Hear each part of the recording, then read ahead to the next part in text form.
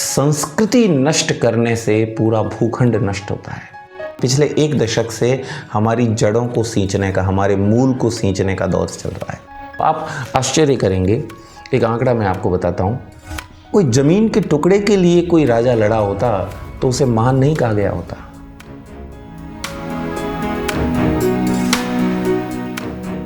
कितना बदलाव हुआ है ये ऐसे कह सकते हैं कि पहले हम कहा करते थे वही होगा जो मंजूर खुदा होगा, और आज हम कहते हैं होई सोई राम रच राखा।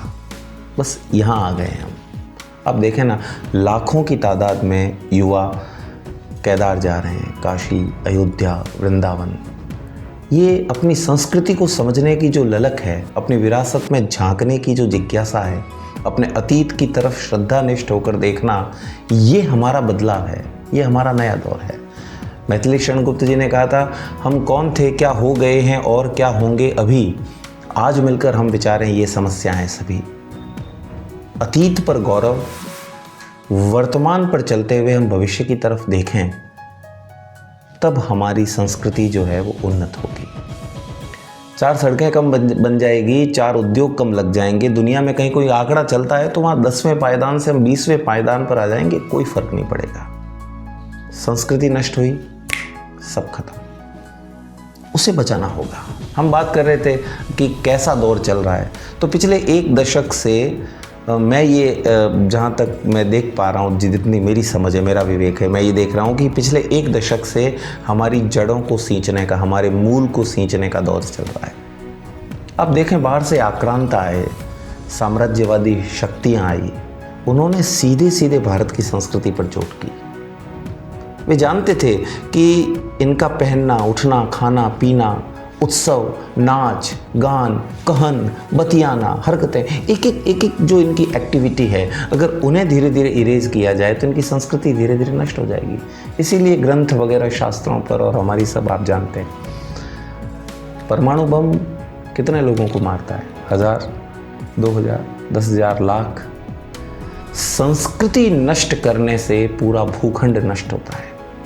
अब देखें, अगर भारत की संस्कृति नष्ट हो गई तो भारत तो रहेगा नहीं। आप उसे कोई दूसरे आप ज़मीन का टुकड़ा कह दें, तो वही है। हमें आज खुश होना चाहिए। आप आज 10 युवाओं से आप पूछेंगे कि आप कहाँ घूमना पसंद करेंगे, तो मुझे लगता है कि 8 युवा ये आपको जवाब देंगे कि मैं केदार जाऊँगा, काशी जाऊँगा, वृंदावन जाऊँगा, अयोध्या जाऊँगा।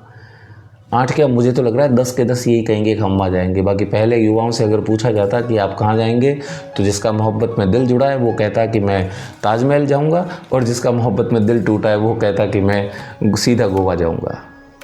तो ये जो नया दौर है, ये हमारी संस्कृति को झांकने का दौर है। मैं इसको सांस्कृतिक पुनरुत्थान का दौर कहता हूँ। आप आश्चर्य करेंगे, एक आंकड़ा मैं आपको बताता हूँ।